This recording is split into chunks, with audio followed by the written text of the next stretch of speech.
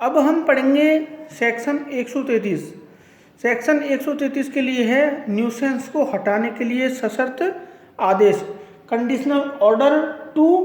Restrict और prevent public nuisance. तो section 133 में है जब किसी जिला मजिस्ट्रेट को या किसी उपखंड मजिस्ट्रेट को या राज्य सरकार के द्वारा इस निमित्त सशक्त कोई भी मजिस्ट्रेट है और इस प्रकार उस कार्यपालक मजिस्ट्रेट है, उस मजिस्ट्रेट का पुलिस अधिकारी की रिपोर्ट से या अन्यथा उसको इतला प्राप्त होती है और ऐसा साक्ष्य जैसा कि वह ठीक समझे उसका विचार है कि किसी लोक स्थान को, मार्ग को, नदी को, जलसरणी को जो जनता के द्वारा विधिपूर्ण रूप से उपयोग में लाई जाती है या लाई जा सकती है, किसी विधि विरुद्ध जमाव को, विधि विरुद्ध बाधा को हटाया जाना चाहिए, या किसी व्यापार या उपजीविका को चलाना या किसी माल को या किसी वस्तु को रखना समाज के लिए या स्वास्थ्य के लिए या शारीरिक सुख के लिए हानिकारक है और परिणामतः ऐसा व्यापार या ऐसी उपजीविका प्रतिषिद्ध या विनियमित की जानी चाहिए, या तो उसको प्रोहिबिटेड किया जाए या उसको रेगुलेट किया जाए। या किसी भवन का निर्माण, किसी पदार्थ का डिस्पोजिशन अर्थात उसका व्ययन करना जिससे कि संभाव्य है कि यह संभाव्य है कि अग्निकांड हो सकता है, विस्फोट हो सकता है, तो इस प्रकार को ऐसे कार्यों को रोक दिया जाना चाहिए या उसको बंद कर दिया जाना चाहिए। या किसी भवन, तंबू, संरचना, वृक्ष इस दशा के अंतर्गत है कि वह जिस दशा के अंतर्गत है वह खराब हो जाएगा, अगर वह गिर जाएगा तो, और किसी प्रकार से न्यूसेंस वह क्रिएट करेगा। या किसी मार्ग पर, लोक स्थान पर तालाब, कुएं या उत्खात को इस प्रकार से उसमें बाड़ीबंदी की जाए, इस प्रकार से उसको सेपरेट किया जाए कि जनता को होने वाले खतरे का निवारण हो सके। तो इस प्रकार से किसी भयानक जीव जंतु को नष्ट, परिरुद्ध या उसका व्ययन किया जाना चाहिए। तो तब ऐसा मजिस्ट्रेट ऐसी बाधा को, ऐसा न्यूसेंस को पैदा करने वाले, चलाने वाले या ऐसी वस्तु को रखने वाले या ऐसे भवन का, तंबू का, संरचना का, पदार्थ, तालाब या उत्खात का स्वामित्व, कब्जा रखने वाले से व्यक्ति से यह अपेक्षा करते हुए सशस्त्र उसको आदेश दे सकता है कि उस समयावधि के अंतर्गत जितनी की एग्जीक्यूटिव मजिस्ट्रेट अपने उस आदेश के अंतर्गत निहित करे, उस आदेश के अंतर्गत वह डाले, उस समयावधि के अंतर्गत ऐसी जो बाधा है, ऐसा जो संकट है उसको वह हटा लिया जाए अर्थात उसको रेगुलेट कर दिया जाए। अब यदि वह व्यक्ति इस प्रकार के संकट को, इस प्रकार की परिस्थितियों को परिवर्तन करने में, चेंज करने में किसी प्रकार से कोई वह बाधा डालता है या इस प्रकार के आदेश का वह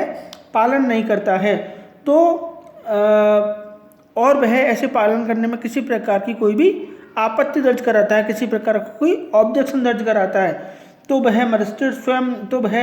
स्वयं उस मजिस्ट्रेट के समक्ष या अथवा अधीनस्थ किसी कार्यपालक मजिस्ट्रेट के समक्ष उस समय पर और उस स्थान पर जो कि आदेश के द्वारा निहित किया जाए अर्थात ऑब्जेक्शनेबल जो अथॉरिटी है, उस ऑब्जेक्शनेबल अथॉरिटी के समक्ष वह अपना ऑब्जेक्शन जो है वह फाइल कर सकता है। और इसके पश्चात उपबंधित प्रकार से वह जो कि है कि वह कारण दर्शित करेगा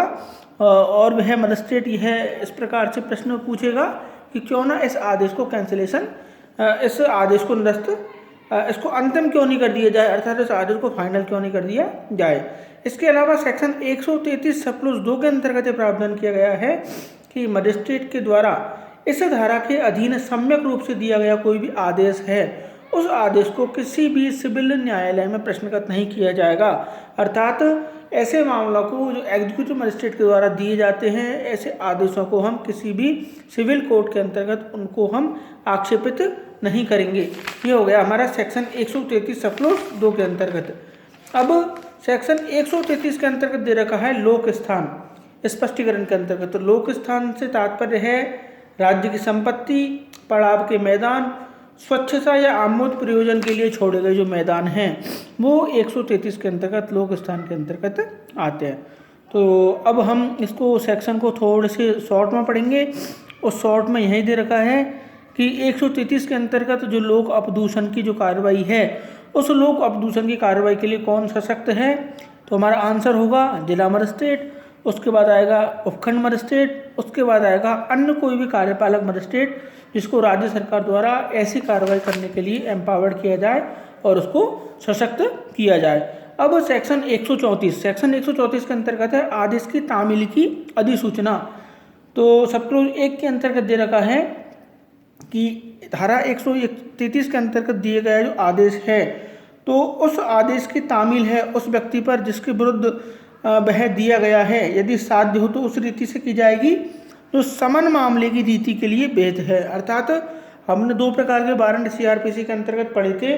मामलों में। सबसे पहला हमने पढ़ा था समन मामला, दूसरा पढ़ा था हमने वारंट मामला। तो समन मामले की जो उपबंधित रीति है उस रीति से ही ऐसे आदेश की क्या करेंगे हम सर्विस, ऐसे आदेश की जो तामील है वो उस रीति से की जाएगी जो समन मामले के लिए अपेक्षित है। इसके अलावा 134 सबक्लोज 2, 134 सबक्लोज 2 में यह प्रावधान दे रखा है यदि ऐसे आदेश की तामील इस प्रकार से नहीं की जा सकती तो उसकी अधिसूचना ऐसी रीति से प्रकाशित उद्घोषणा के माध्यम से की जाएगी जैसा कि राज्य सरकार नियम के द्वारा निर्दिष्ट करे, और उसकी एक प्रति ऐसे किसी स्थान पर या स्थानों पर चिपका दी जाएगी जो उस व्यक्ति को इतला पहुंचाने के लिए सबसे अधिक उपयुक्त है। अब सेक्शन 135 पढ़ेंगे। सेक्शन 135 के अंतर्गत है जिस व्यक्ति को आदेश संबोधित है वह व्यक्ति या तो उसका पालन करेगा, अगर वह उसका पालन नहीं करता है तो वह कारण दर्शित करेगा, अपना यह बताएगा कि मैंने उक्त आदेश की अनुपालना क्यों नहीं की। तो सबसे पहले है कि वह व्यक्ति जिसको आदेश दिया गया है वह उस आदेश के द्वारा उस निर्दिष्ट कार्य उस समय के अंदर और उस रीति से करेगा जो कि आदेश के अंतर्गत निर्दिष्ट की हुई है। इसके अलावा 2 के अंतर्गत दे रखा है कि वह उस आदेश के अनुसार हाजिर होगा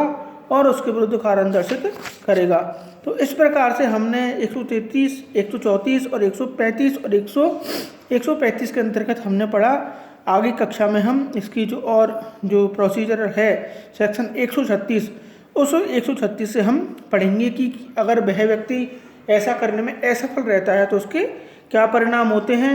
और जहाँ कोई प्रश्न किसी लोक अधिकार के अस्तित्व के संदर्भ में है तो क्या प्रावधान है। तो आज की कक्षा के लिए बस इतना ही। आगे कक्षा में हम सेक्शन 136 से रेगुलर स्टडी करेंगे। Thank you.